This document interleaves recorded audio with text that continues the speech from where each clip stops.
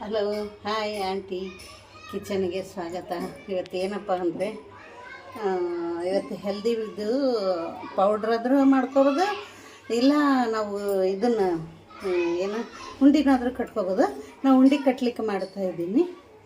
ಖರ್ಜೂರ ಬೀಜ ಕಿತ್ತಿದ್ದು, ಮೆಣಸು ಇದರಲ್ಲಿದ್ದ ಹಳದಿ ಹಾಫ್ನಾಗ ಕಾಲು ಮೆಣಸು, ಹಾಫ್ ಎಲ್ಲವೂ ಹಾಫು ಮೆಂತ್ಯ ಹಾಫು, ಗೊತ್ತಾಯ್ತಾ?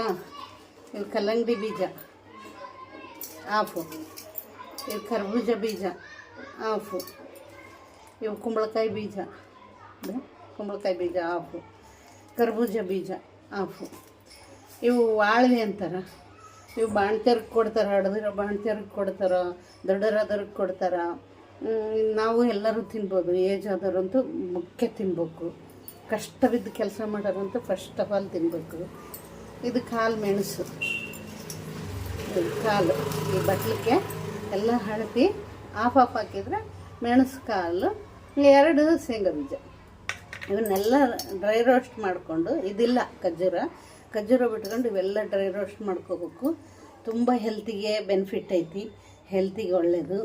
ಏನು ಇದು ಪೌಡ್ರ್ ಮಾಡಿ ಇಟ್ಕೊಂಡ್ರೆ ಬಿಸಿನೀರಲ್ಲಾಗಲಿ ಹಾಲಲ್ಲಾಗಲಿ ಉಗುರು ಬೆಚ್ಚನ ಹಾಲಲ್ಲಾಗಲಿ 1 ಸ್ಪೂನ್ ಹಾಕ್ಕೊಂಡು, ಬೆಲ್ಲಾಗಿಲ್ಲ ಶುಗರ್ ಗಿಗರ್ ಏನು ಬೇಕಾಗಲ್ಲ. ಖರ್ಜೂರ ಹಾಕಿರ್ತೀವಲ್ಲ, ಇದೇ ಸ್ವೀಟ್ ಸಾಕು ಲೈಟಾಗಿ.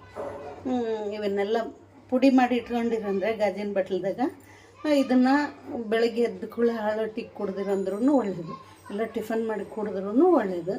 ಎಲ್ಲ ಶಕ್ತಿವರ್ಧಕ. ಇದೆಲ್ಲ ಸೊಂಟ ನೋವು, ಕೈಕಾಲು ನೋವು, ಕೀಲು ನೋವು ಏನು ಬರಲ್ಲ. ಫಸ್ಟ್ ಆಫ್ ಆಲ್ ಕಷ್ಟವಿದ್ದು ಹೊರಗಡೆ ಕೆಲಸ ಮಾಡೋದು ಅಂತೂ ತುಂಬ ಒಳ್ಳೆಯದು.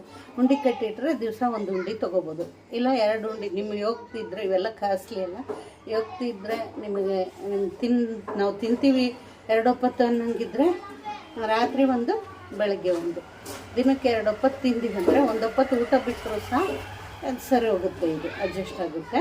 ಹೆಲ್ದಿ ಫುಡ್ಡು ಇವೆಲ್ಲ ಡ್ರೈ ರೋಸ್ಟ್ ಮಾಡಿಕೊಂಡು ಉಂಡೆ ಮಾಡೋದು. ಮತ್ತು ಇನ್ನೊಂದು ವೀಡಿಯೋದಲ್ಲಿ ಇರ್ತೀನಿ.